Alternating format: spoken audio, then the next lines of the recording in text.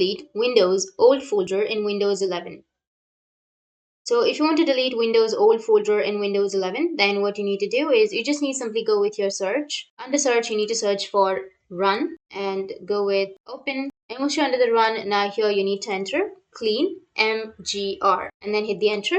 Once you hit the enter, you will get this kind of interface. Now you just need simply go and select the drive. So you can go with the drop down, and from the drop down, you can select the drive, and after that go with OK. And here you will get this kind of interface. Now you need to go with clean up system files and again select the drive and go with OK. And now it will just take a few seconds.